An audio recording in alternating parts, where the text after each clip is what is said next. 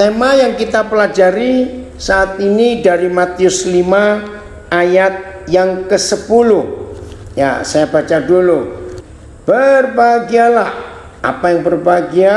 Dikatakan orang yang dianiaya oleh sebab kebenaran, karena merekalah yang empunya, yang memiliki kerajaan surga.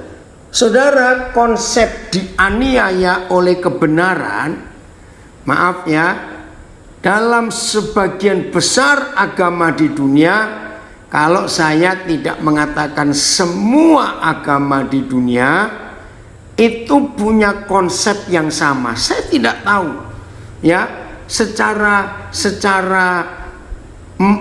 keseluruhan kenapa hampir semua agama di dunia itu punya konsep begini.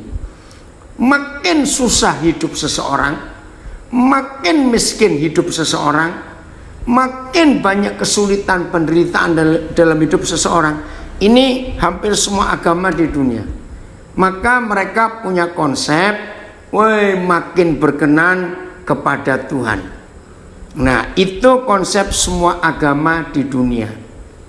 Tujuannya supaya, nah ini perbedaan aniaya ya, yang dianiaya karena kebenaran. Perbedaan antara kekristenan dengan semua agama yang ada di dunia, perbedaannya di bagian ini.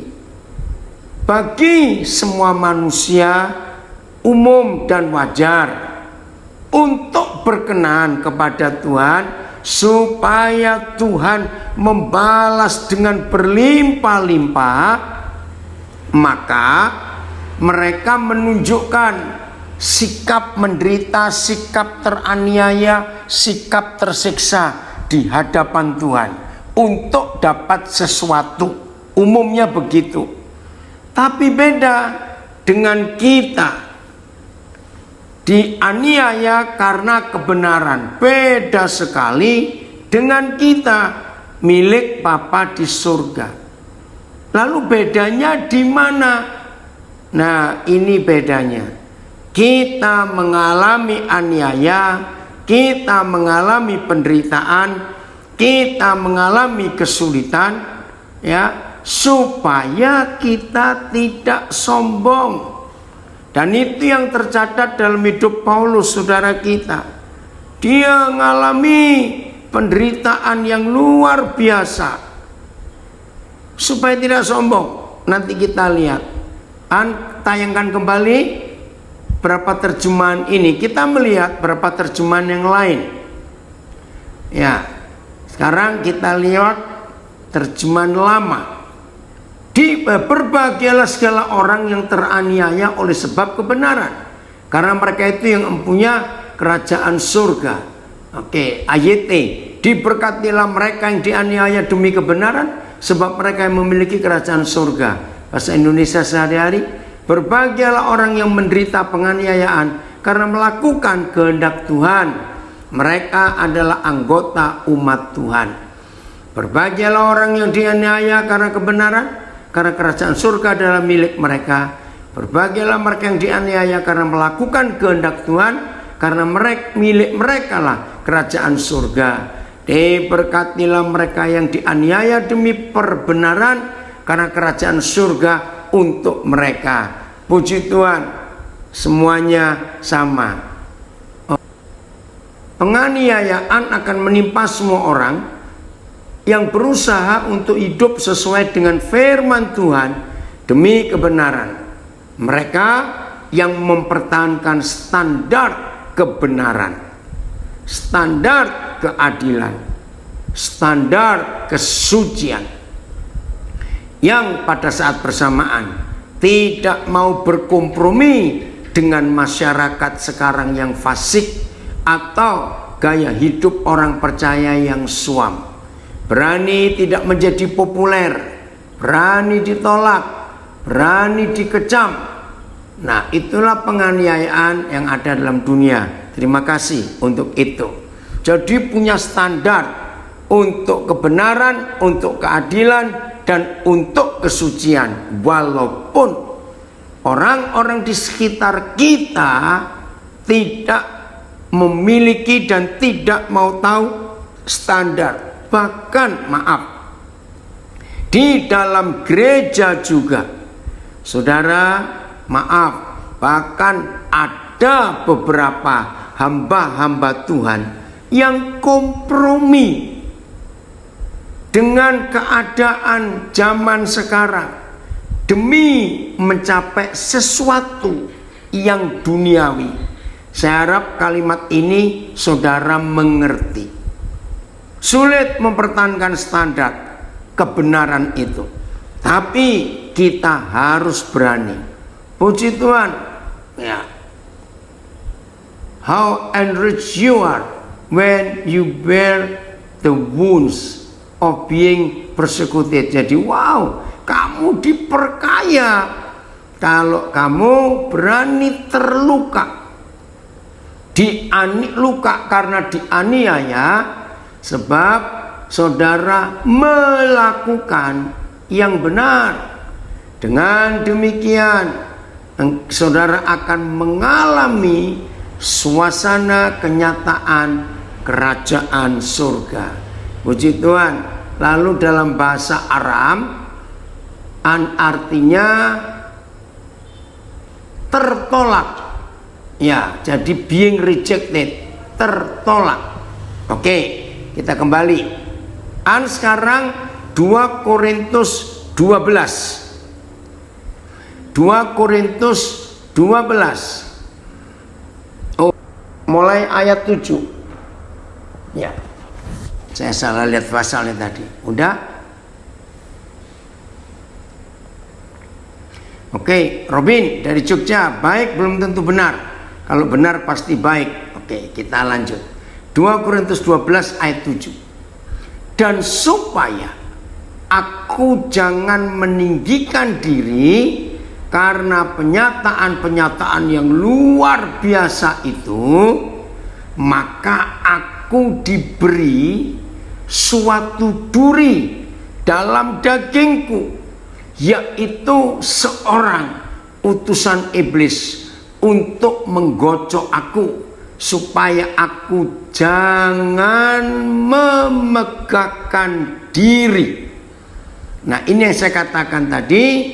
Salah satu tujuan Paulus mengalami penganiayaan di dalam dirinya, di dalam hidupnya, supaya dia nggak sombong, nggak memegahkan diri.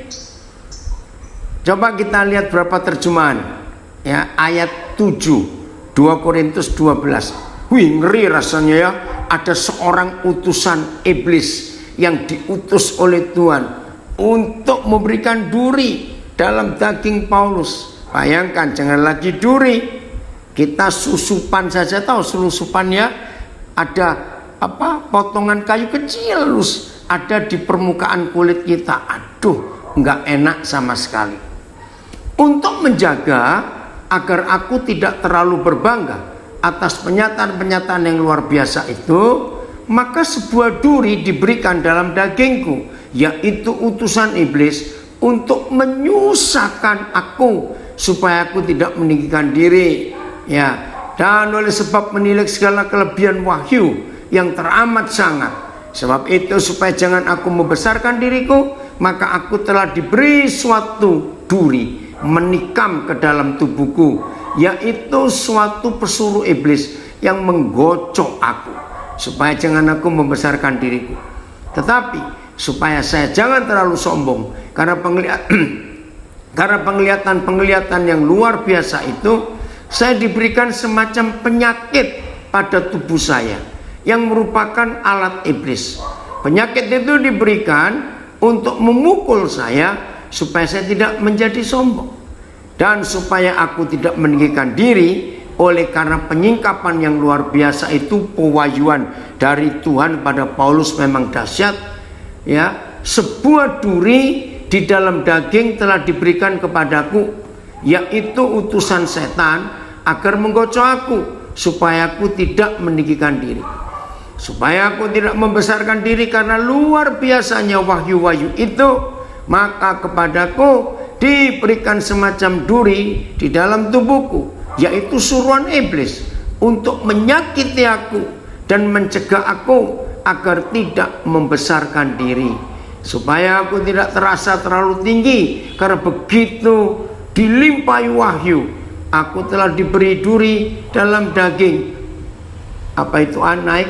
Bapak nggak kebaca, utusan iblis untuk menyakitiku. Oke, nah saudara lihat ini. Jadi kadang-kadang Tuhan izinkan, saya ulangi, Tuhan izinkan supaya kita tidak sombong. Memang manusia itu gampang sekali, sebagai manusia kita ini sombong. Puji Tuhan untuk itu. Kembali ke ayat 8-an seluruh ya terjemahan baru saja. Ayat 8, 2 Korintus 12. Nah, jadi ini salah satu tujuan aniaya, supaya kita mempunyai, diberi kepercayaan kerajaan surga. 2 Korintus 12 ayat 8. Tetapi, nah bayangkan, Paulus ini berdoa, tetapi tentang hal itu aku sudah 3 kali berseru. Bayangkan, Paulus betul-betul merasakan sakit karena duri dalam dagingnya. 3 kali aku berseru kepada Tuhan supaya utusan iblis itu mundur daripadaku. Wih, saudara, belajar baik-baik. Apa jawaban Papa di surga? Maka itu kalau ada di antara kita hari-hari ini sedang diizinkan mengalami aniaya, mengalami penderitaan seperti yang Paulus terima, nikmati dulu. Saudara akan kaget jawaban Tuhan kepada Paulus, juga kepada kita.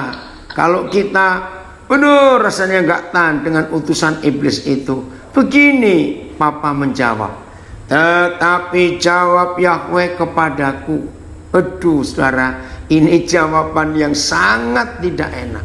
Cukuplah kasih karuniaku bagimu. Malah dimarahi Paulus. Cukup Paulus. Sebab justru dalam kelemahanlah kuasaku menjadi sempurna. Dalam kelemahan yang kita alami, dalam sakit penderitaan yang kita alami karena utusan iblis itu, maka kuasa Tuhan menjadi sempurna. Sungguh-sungguh dahsyat. Ini sulit dimengerti, tapi inilah firman Tuhan. Maka itu ketika Tuhan izinkan suatu saat, amin, Pak Filipus mengamenkan, karena Pak Filipus sedang mengalami, ya, saudara yang belum tahu, ini yang baru komen di Zoom, nggak salah, secara fakta nolong orang yang sedang kecelakaan di jalan, baru mau ngangkat orang yang celaka, tiba-tiba Pak Filipus ditabrak mobil, lumpuh sampai hari ini. Puji Tuhan, Pak Filipus bisa mengatakan, dalam ketidakberdayaanku di atas kursi roda ini, kuasa Tuhan menjadi sempurna. Wih, luar biasa. Saya percaya, maaf ya Pak Filipus, walaupun saya belum tanya, saya percaya Pak Filipus pasti nggak pernah doa minta mujizat untuk sembuh. Ya maaf kalau saya salah, tapi saya percaya itu. Lanjutan 2 Korintus 12, belum selesai ayat yang ke-9 ini. Lalu apa sikap Paulus setelah dia tahu jawaban Tuhan? Justru di dalam kelemahanmu kuasaku itu sempurna, anakku. Wih, luar biasa. Nah saudara lihat, ini yang saya nggak bisa mengerti kalimat ini loh. Sebab itu terlebih suka aku bermegah. Biasanya orang bermegah karena kekayaannya, orang bermegah karena kedudukannya, orang bermegah karena otoritas dan banyak hal yang lain. Tapi Paulus berkata, sebab itu terlebih suka aku bermegah atas kelemahanku di dalam penderitaannya, supaya kuasa Kristus turun menaungi aku. Oh puji Tuhan, ada saudari kita yang tadi pagi harus ke rumah sakit di Tegal ini. Ina, puji Tuhan bisa mendengar firman Tuhan. Walaupun sedang ada di rumah sakit, firman itu menyembuhkan, Tuhan menolong. Ya, saudara, berani enggak kita hari ini berkata seperti oh Paulus berkata, sebab itu terlebih suka aku bermegah atas kelemahanku, supaya kuasa Kristus turun menaungi aku. Betul, logikanya begini. Kalau orang itu kuat, orang itu gagah, orang itu sehat, orang itu mampu, ya nggak mungkin memerlukan kuasa Tuhan. Dia sehat, dia mampu, dia pintar, dia jenius. Betul tidak? Maka itu sebaliknya. Apa yang Paulus katakan ini biar menjadi dorongan semangat untuk kita menikmati. Bukan menikmati makanan-makanan yang enak, bukan. Dengan pernyataan kesaksian saudara kita Paulus ini, saudara dan saya belajar untuk bisa menikmati kesakitan dan penderitaan itu dengan senikmat-nikmatnya. Jangan lari ya, jangan lari. Ya, wah, masa begitu? Iya. Itu artinya dianiaya karena kebenaran. Gak salah, Paulus salah apa? Lagi sekali saya ingin baca ayat 9-nya. Sebab itu terlebih suka aku bermegah atas ketidakberdayaanku, atas kelemahanku, atas penderitaanku, supaya kuasa Kristus turun menaungi aku. Wah, luar biasa. Saya mau berikan ilustrasi ini. Kalau kita sudah di bawah, sedang digencet, dengar, bisa nggak dibawakan lagi? Jawabannya, ya nggak bisa. Sudah di paling bawah digencet, ya nggak bisa. Nah, itu artinya ketika saudara ya mengalami tekanan semuanya, ayo saudara kita ucapkan syukur. Terlebih suka aku. Ya, puji Tuhan, Filemon dari Salatiga mendoakan yang di Tegal. Oke. Tahan kembali. Ayat 10 sekarang. Setelah kita tahu aku lebih suka. Aduh, ini Paulus ini bagaimana? Oke, sekarang ayat 10. Dia ngomong apa lagi? Ya, dia ngomong apa?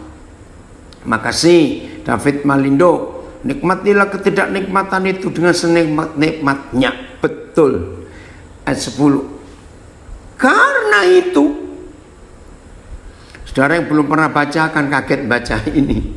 Karena itu, aku senang. Betul enggak? Kalau saudara baca kalimat karena itu aku senang, kan begitu reaksinya. Nggak mungkin baca kalimat karena itu aku senang. Nggak lucu. Kalimat karena itu aku senang, ekspresinya adalah wow, terima kasih, aku senang dan rela. Ini yang aneh, di dalam kelemahan, senang dan rela di dalam kelemahan. Cukup? Belum. Senang dan rela di dalam, oh Tuhan, ayo baca, senang dan rela di dalam siksaan. Cukup? Belum. Senang dan rela di dalam kesukaran. Cukup? Belum. Senang dan rela di dalam penganiayaan. Oh Tuhan. Cukup? Belum. Senang dan rela dalam kesesakan. Coba masing-masing kita cari kata lain atau kalimat apa yang paling cocok untuk menggambarkan sikap Paulus di dalam kelemahan, siksaan, kesukaran, penganiayaan, kesesakan. Oh Tuhan, kira-kira kalimat apa, kata apa yang cocok untuk kita ungkapkan? Senang dan rela di dalam 5 hal tadi. Lalu dia menyimpulkan di kalimat terakhir, sebab jika aku lemah, maka aku kuat. Papa, kami mau belajar. Kalau ada contoh saudara kami Paulus, maka Tuhan pasti menyanggupkan kami juga. Pasti bisa.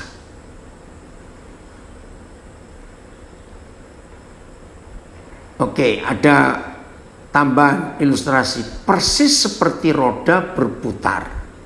Saat di bawah, rodanya ngeganjel, tidak bisa berputar. Kemungkinan kita harus cabut dulu ganjalannya. Mungkin. Ya. Ada contoh bagus, terima kasih. Nah, kalau kita sudah membaca apa yang Paulus alami di 2 Korintus 12 ini, lalu kita bandingkan dengan apa yang kita alami sekarang. Saudara, inilah contoh-contoh yang luar biasa. Selalu, ya selalu.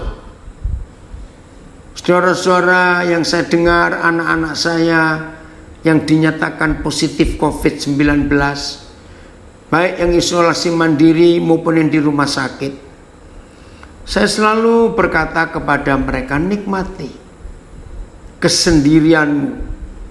Mungkin sebelum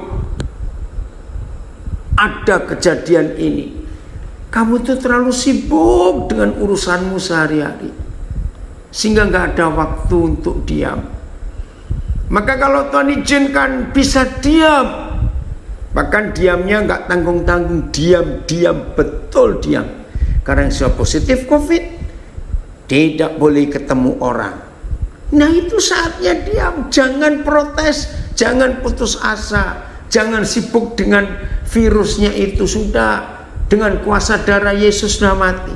Tapi dalam diam, yang diam, betul-betul diam, karena gak boleh ketemu orang.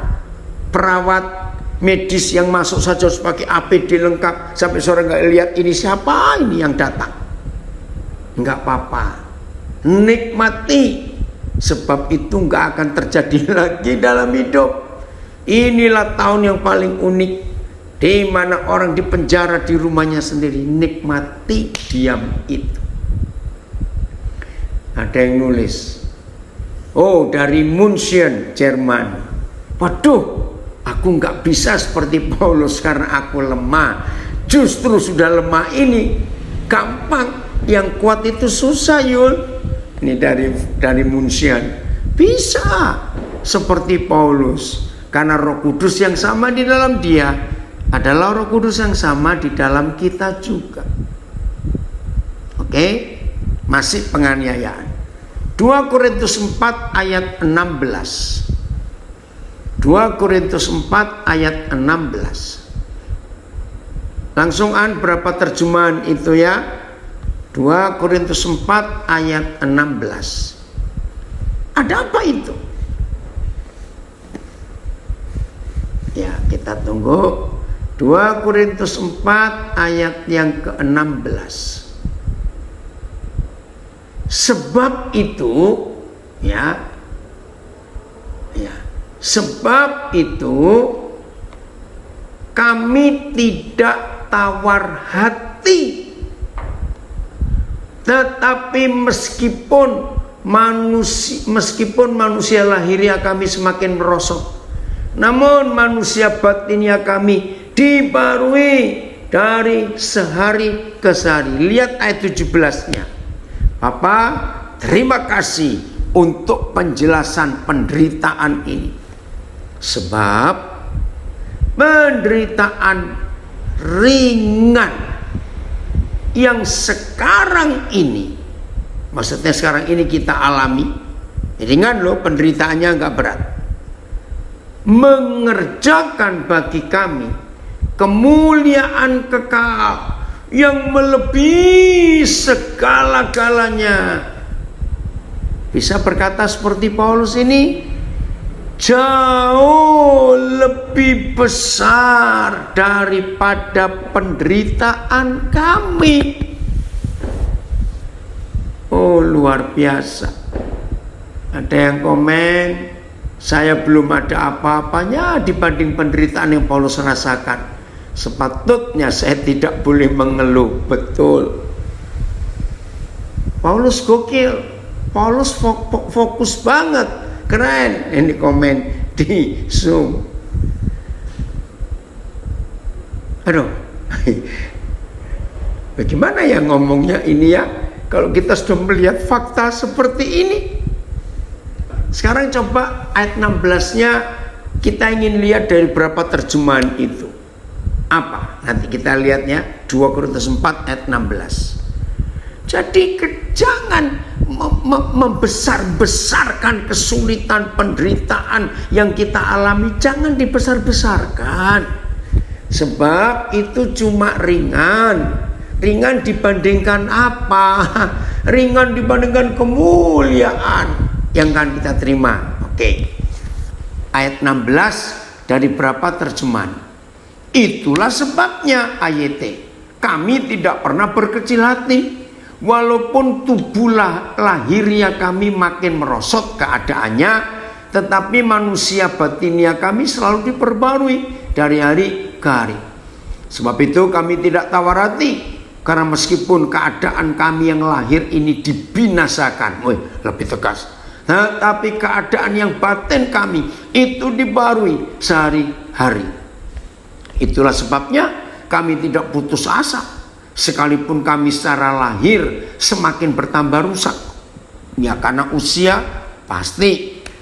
Namun secara batin kami dijadikan baru setiap hari. Terima kasih. Sebab itu kami tidak tawar hati. Sebaliknya, sekalipun manusia lahiriah kami semakin digerogoti, tetapi manusia batinnya kami diperbarui dari hari ke hari. Oleh sebab itu kami tidak tawar hati. Memang manusia lahiriah kami semakin merosot keadaannya, tapi manusia batinnya kami diperbarui setiap hari. Dengan demikian kami tidak tawar hati, walaupun manusia lahiriah kami makin merosot, namun manusia batinnya kami diperbarui setiap hari. Nah, ini perbandingannya, karena kita ini terdiri dari 2 bagian. Satu bagian yang kelihatan, itulah fisik kita, oke? 2 bagian yang tidak kelihatan, itu manusia batinnya kita. Oh, ini ada penjelasan. Oke, saya baca ya. Lahiriah menunjuk kepada tubuh jasmani yang mengalami kemerosotan dan menuju kematian karena mortalitas dan kesusahan hidup.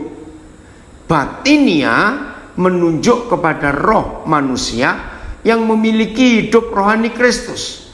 Sekalipun tubuh kita semakin tua dan merosot, kita mengalami pembaruan yang terus-menerus melalui pemberian hidup dan kuasa Kristus yang berlangsung. Pengaruhnya memungkinkan pikiran, perasaan, dan kehendak kita disesuaikan menjadi serupa dengan Dia dan tujuan kekalnya. Puji Tuhan. Oke, saya akan baca komen di Facebook. Bagus. Sikap Paulus ini secara manusiawi atau kedagingan ini gila.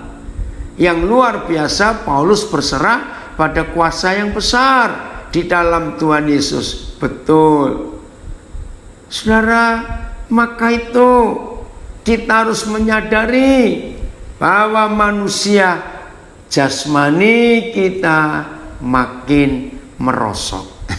Maaf ya, jangan ada yang marah.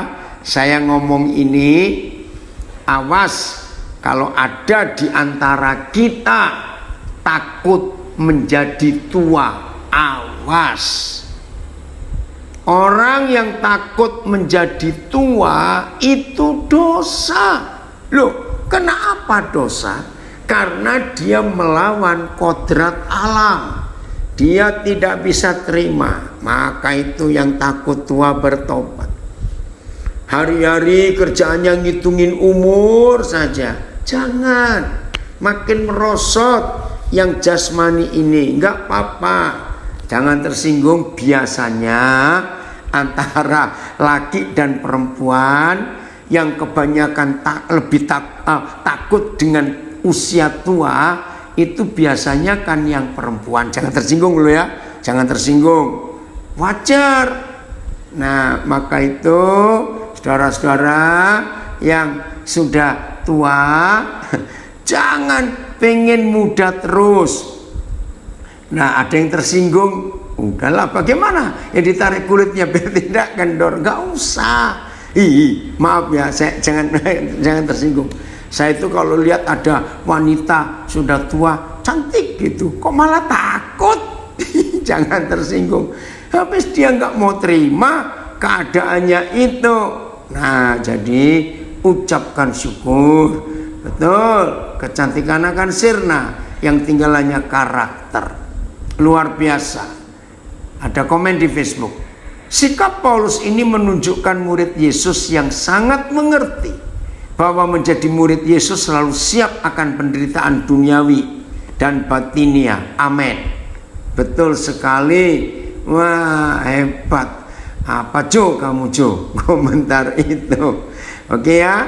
Nah, saudara, karena sikap yang salah takut tua, maka tidak memuliakan Tuhan dan bisa-bisa malah kejahatan dan dosa yang masuk ke hidup kita.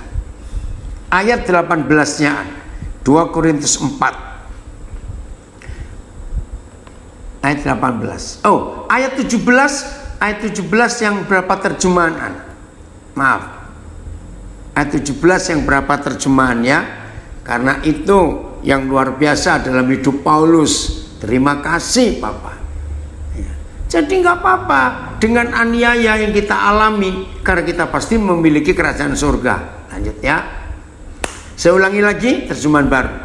Sebab penderitaan ringan yang sekarang ini mengerjakan bagi kami kemuliaan kekal yang melebihi segala-galanya, jauh lebih besar daripada penderitaan kami. Sebab penderitaan ringan yang sekarang ini mengerjakan bagi kami sebuah kelimpahan kekal, kemuliaan yang melebihi segala-galanya. Karena kesukaran kami yang ringan seketika lamanya itu mengerjakan berlimpah-limpah bagi kami suatu kemuliaan kekal yang penuh. PS, dan kesusahan yang tak seberapa ini yang kami alami untuk sementara akan menghasilkan bagi kami suatu kebahagiaan yang luar biasa dan abadi.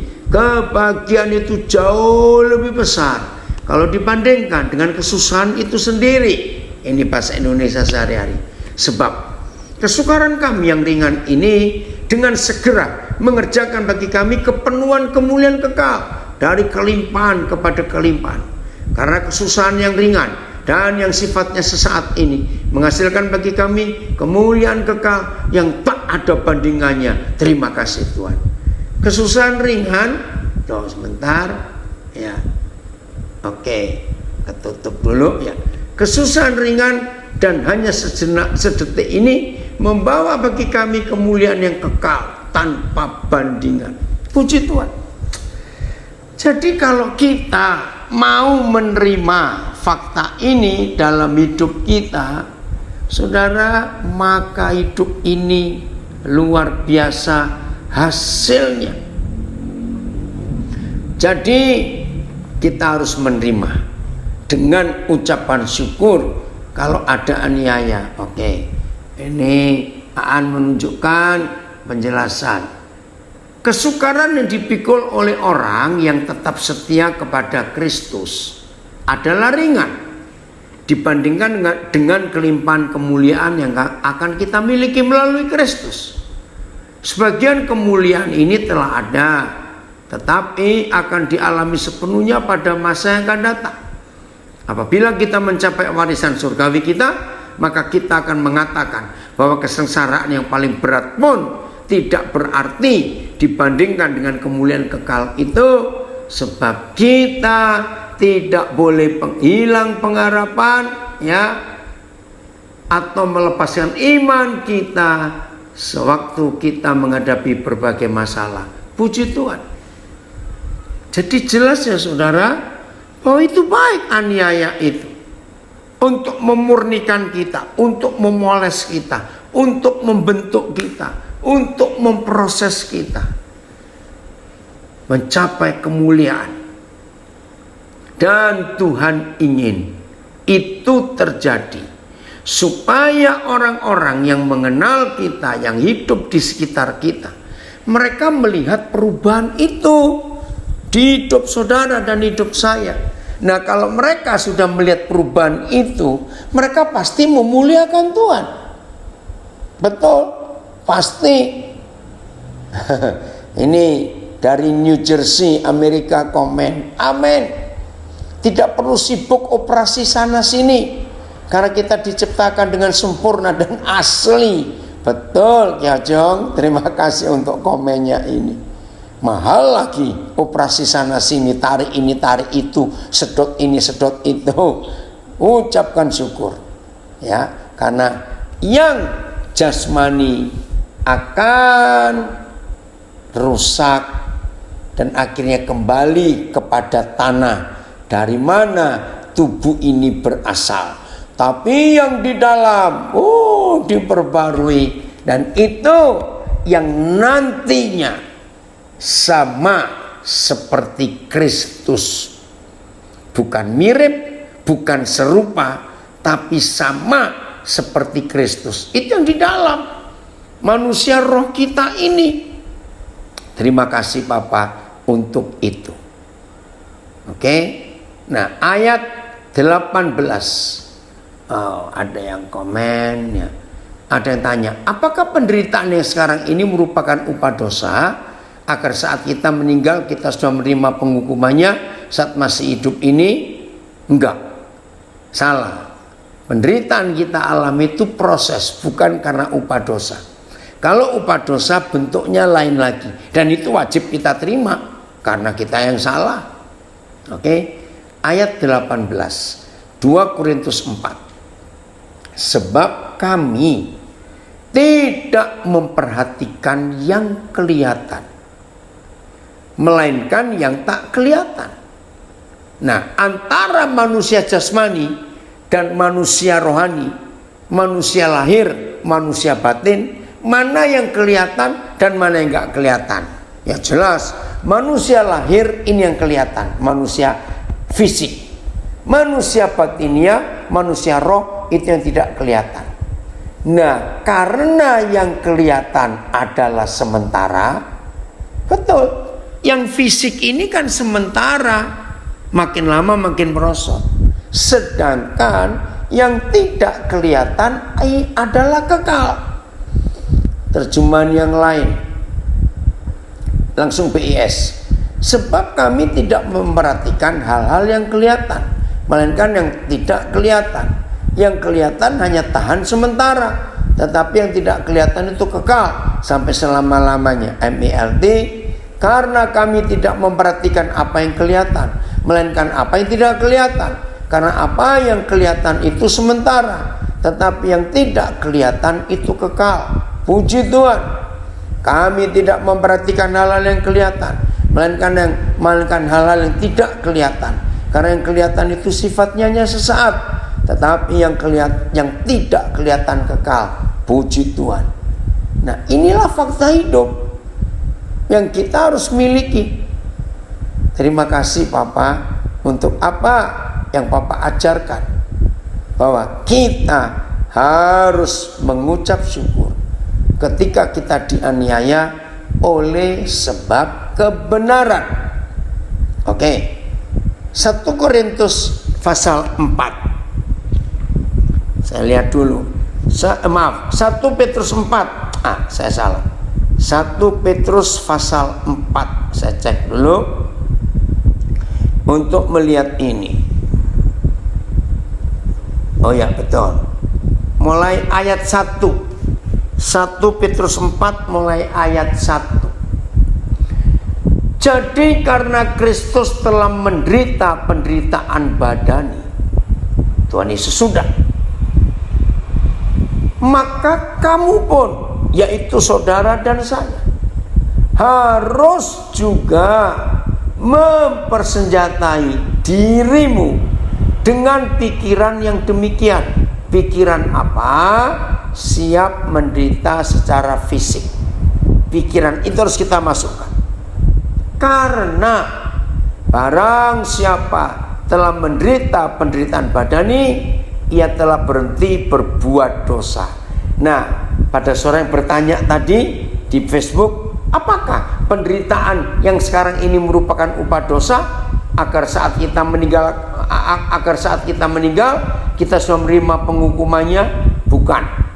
Maka itu lewat 1 Petrus 4 ayat 1, bahwa penderitaan yang kita alami secara fisik itu untuk menyetop dosa, bukan karena akibat dosa. Beda ya.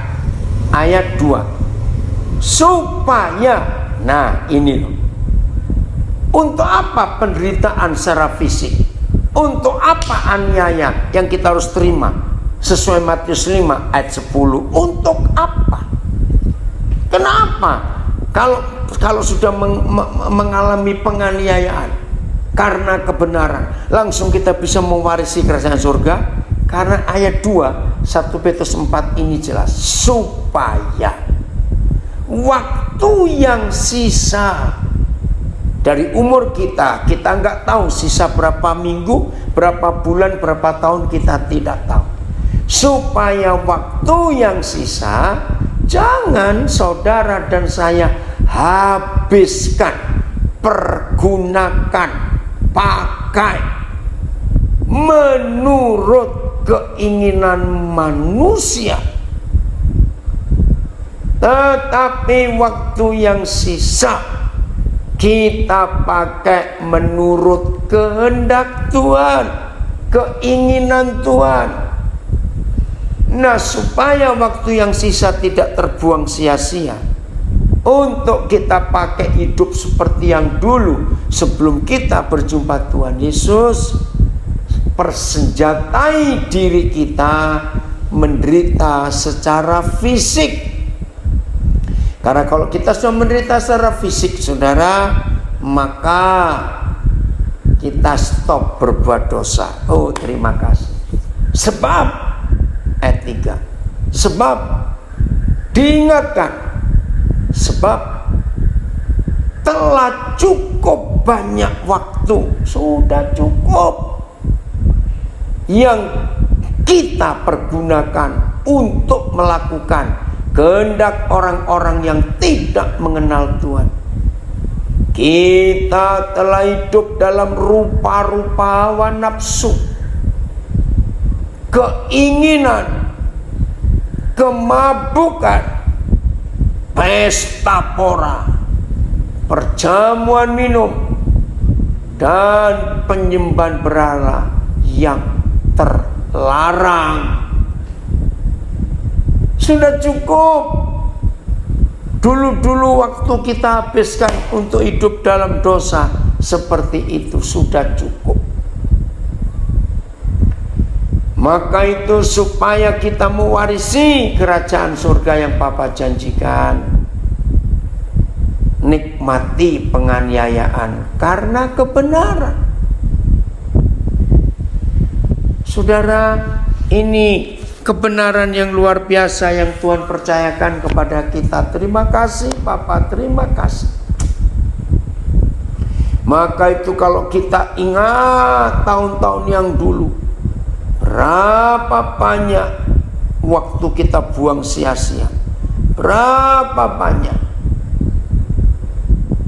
uang kita hambur-hamburkan, berapa banyak. Cukup, kata Tuhan, cukup. Sekarang hidup yang sisa, waktu yang sisa, gunakan untuk menikmati janji-janji Bapa kita dengan membedakan manusia lahir dan manusia batin. Puji Tuhan. Nah, sekarang lihat tantangannya. Ayat 4, tantangannya. Teman-teman lama kita nggak rela. Saya ulangi, teman-teman lama kita nggak rela. Maka itu yang pernah kena narkoba, hati-hati. Saya ulangi, yang pernah kena narkoba, hati-hati. Karena teman-teman lama nggak rela, saudara stop. Jahatnya para pemakai narkoba selalu mengajak temannya yang sudah berhenti itu nggak rela, selalu mengajak untuk sama-sama rusak dan tujuannya satu, sama-sama mati. Aduh, jahat loh saudara, mereka itu jahat sekali. Maka itu harus hati-hati. Oke, lanjut ayat 4. 1 Petrus 4 ini, hati-hati dengan teman-teman kita yang dulu, yang pernah kecanduan judi, alkohol, hati-hati. Mereka ingin menarik kita lagi. Sebab itu, nah ini loh, ya, maaf, ya. Sebab itu mereka heran bahwa kamu tidak turut mencemplungkan diri. Nah, itu dia. Sebab itu mereka heran bahwa saudara dan saya tidak turut mencemplungkan diri bersama-sama mereka di dalam kubangan ketidaksenonoan yang sama. Wih, istilahnya bagus. Ya, aduh, yang luar biasa. Oh, saya ulangi ayat 4. Sebab itu mereka heran bahwa kamu tidak turut mencemplungkan diri bersama-sama mereka di dalam kubangan ketidaksenonoan yang sama. Terus, ini yang seringkali, maaf, ada orang-orang sudah bertobat, gagal bertobat karena nggak terima. Ini loh kalimat terakhir ini. Dan mereka memfitnah kamu. Dari pengalaman saya menolong banyak yang terikat dengan semua dosa masa lalu, seringkali kejatuhannya ketika mereka nggak tahan difitnah oleh mantan teman-teman mereka yang sama judi, sama minum, mabuk, sama narkoba. Nah, maka itu tolong saling mengingatkan di antara kita untuk tidak menerima fitnahan itu. Gak apa-apa. Nah, bagian dari fitnahan mereka itulah bentuk, kembali Matius 5:10, fitnahan mereka terhadap kita yang dulu pernah sama-sama di kubangan ketidaksenonoan. Ini istilah bagus. Kubangan tahu ya, tempat babi lumpur, ya, babi main lumpur. Waduh, itu kubangan ketidaksenonoan, kubangan kenajisan. Dulu ada di situ kita. Tapi akhirnya Tuhan Yesus selamatkan kita. Nah, teman-teman kita yang dulu nggak rela melihat mereka, melihat kita itu benar. Wah, mereka berusaha ngajak, narik, bahkan mereka memfitnah. Oh, ini luar biasa. ngeri sekali.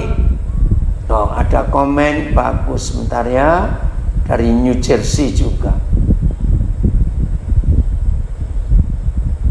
Ada pertanyaan, maaf ya Pak, benar tidak kita tidak boleh membandingkan apa yang kita alami dengan orang lain, apalagi orang-orang yang taraf hidupnya di atas kita. Lihatlah di luar kita ada yang lebih menderita, tapi mereka tetap bertahan hanya dengan cara bersyukur bahwa setiap yang kita alami adalah sebuah pembelajaran supaya kita lebih dewasa.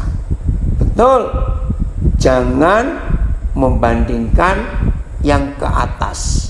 Di atas kita maksudnya levelnya beda, jangan. Kita malah kecewa, tapi bandingkan yang melihat di bawah kita. Yang ada orang banyak yang lebih susah dari kita. Jelas ya? Untuk itu siapkan diri. Lanjutan ayat yang kelima, 1 Petrus 4 ini ayat yang kelima. Mari kita lihat ya. Ayat yang kelima. Wih, ngeri saudara, ngeri. Tetapi mereka harus memberi pertanggungan jawab. Teman-teman kita yang memfitnah, yang coba-coba tarik kita kembali, tetapi mereka harus memberi pertanggungan jawab kepada Dia, kepada Tuhan yang telah siap sedia menghakimi orang yang hidup dan yang mati. Jangan main-main. Nah, kalau kita sudah tahu hal seperti itu, ayo saudara, kita lebih serius lagi untuk hidup dengan Tuhan. Nah, sampai di bagian ini sudah mengerti bahwa mengalami aniaya karena kebenaran, ya, karena kita hidup benar, yang lain tidak rela, yang lain mengejek, yang lain memfitnah. Nah, sekarang kita sudah ngerti, waktu kita dianiaya karena kebenaran, maka ayo kita menikmati, karena itu fitnahan mereka. Mereka tidak rela kalau kita hidup di dalam kebenaran. Coba yang 1 Petrus 4 ayat 4 ini lihat berapa terjemahan. Karena ayat 4-nya, karena ada kata kubangan ketidaksenonohan, itu menarik sekali untuk dibahas. Ya, 1 Petrus 4 ayat 4 yang berapa terjemahan itu. Kita akan lihat memfitnah karena dianiaya karena kebenaran. Itu artinya ketika mantan teman-teman lama kita yang dulu sama-sama hancur, sama-sama rusak, lalu mereka melihat saudara dan saya berubah, oh mereka tidak rela. Ada kata yang beda. Sekarang mereka sangat heran ketika mendapati bahwa kamu tidak lagi ikut dalam kebejatan liar. Kalimatnya bagus benar. Mereka heran sebab kita tidak lagi ikut dalam kebejatan liar yang mereka lakukan. Karena itu mereka memfitnah kamu.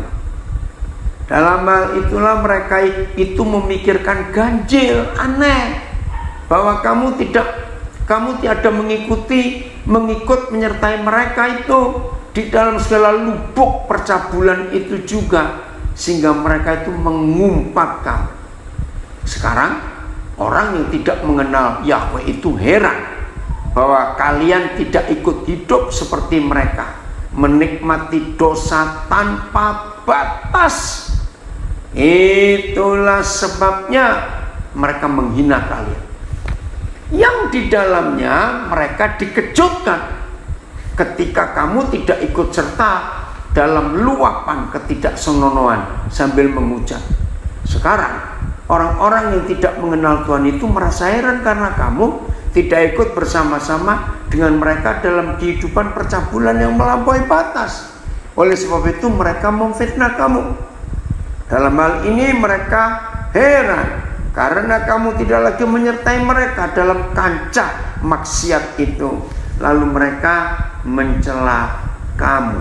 Woi, luar biasa berapa terjemahan ini. Nah sekarang saudara, pilihan kita.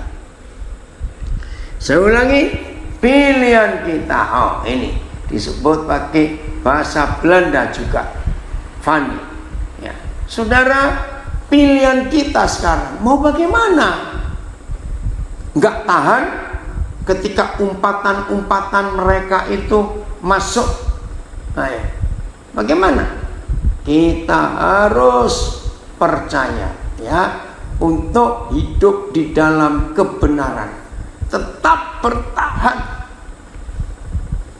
Dianiaya karena kita benar. Ya. Ada yang bertanya dari Munchen, apakah bentuk penganiayaan itu hanya berupa siksaan jasmani? Tidak. Siksaan batin secara jiwa. Dulu berdosa bersama-sama, sekarang tidak. Oh, mereka itu mengejek loh. Sering nggak hal-hal kecil berkata, pura-pura suci kamu. Paling kamu bertahan berapa lama? Maka itu ketika mereka melihat saudara dan saya tidak ikut-ikut mereka lagi, sering telepon, WhatsApp, ngajak, sudahlah sekali ini saja. Wih, itu tersiksa loh batin orang-orang yang dulu pernah sekubangan dengan mereka. Betul nggak Yul? Jadi siksaannya nggak berupa jasmani aja, tapi siksaan jiwa batin ini karena kita dikata-katai. Terus seringkali mereka ngajak teman-teman kita yang lama saling ngomongin juga. Aduh, itu nggak enak sekali. Ada yang komen, firman malam ini sungguh dahsyat luar biasa. Amin. Betul. Maka itu saudara, ketika dulu kita sama-sama bejat, ada istilah kebejatan liar. Aduh, itu kata bagus sekali. Dulu kita sama-sama bejat dengan mereka. Lalu kita mengambil keputusan untuk berubah. Oh, mereka nggak rela kehilangan teman baiknya seperti saudara. Oh, ini yang luar biasa. Sekarang saya tahu saya akan siap bertahan. Ini saudara kalian, anak saya yang ada di Blitar. Troy masih di Blitar kamu ya? Betul. Ayo kita siap dianiaya karena kebenaran. Puji Tuhan, Eko dan Hendra sudah keluar dari kubangan babi itu. Maaf saya pakai kalimat itu karena Pak Andreas. Ya, jangan takut kalau cuma dibilang cemen itu. Nggak tahu, cemen lu itu. Ya, maaf. Nggak ngerti saya kata itu. Oke, saya lanjutkan. Jadi siap ya, kita dianiaya. Oh, ya. Ini cudangkan Yuli. Ya. Ya. Jadi kalau kita hidup kembali taat kepada firman Tuhan, wah, hidup itu menyenangkan, hidup itu bahagia sekali saudara. Karena apa? Kita akan menikmati hal-hal yang hebat. Betul tersiksa, tapi dengan kita lawan dengan doa kita bisa terlepas. Betul Eko, tersiksa kalau kita ditarik-tarik lagi oleh mereka. Maka itu Matius 5:10.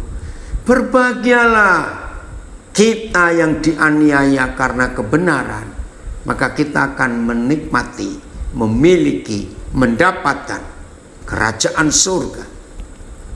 Itulah keindahan yang luar biasa.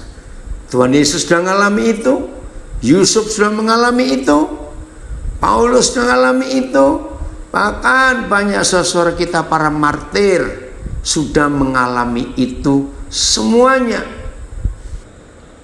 BS saya baca, berbahagialah orang yang menderita penganiayaan karena melakukan kehendak Tuhan. Mereka adalah anggota umat Tuhan. Puji Tuhan. Sekarang ayat terakhir, Roma 8 ayat 17. Roma 8 ayat 17. Dan jika kita adalah anak Bapa di surga, maka kita juga adalah ahli waris. Maksudnya orang-orang yang berhak menerima janji-janji Tuhan, yang akan menerimanya bersama-sama dengan Kristus. Perhatikan syaratnya. Bukan karena kita rajin doa sekian jam sehari, rajin doa puasa seberapa hari sebulan, rajin baca Alkitab, aktif melayani. Tidak. Untuk menerima waris yang Tuhan janjikan, yaitu jika kita menderita bersama-sama dengan Dia, supaya kita juga dipermuliakan bersama-sama dengan Dia. Terjemahan yang lain, sesama pewaris dengan Kristus, jika kita benar-benar turut menderita bersama Dia, supaya kita juga dimuliakan sama BIS. Kita akan menerima bersama-sama dengan Kristus apa yang sudah disediakan Tuhan baginya, ya. Sebab sebab kalau kita menderita bersama Kristus, kita akan dimuliakan juga bersama-sama dengan Dia. Oke, Tuhan Yesus memberkati kita semua. Siapnya menikmati aniaya, menikmati ketidaknikmatan dengan senikmat-nikmatnya, menikmati fitnaan, ejekan, nikmati. Itulah aniaya karena kebenaran. Kita dianiaya, kita dituduh, difitnah, diolok-olok, diejek. Kenapa enggak balik lagi? Enggak. Menderita bersama dengan Dia, dahsyat, luar biasa. Puji Tuhan, selamat menjadi pelaku firman Tuhan. Haleluya. Sampaikan, bagikan kepada sebanyak-banyaknya orang.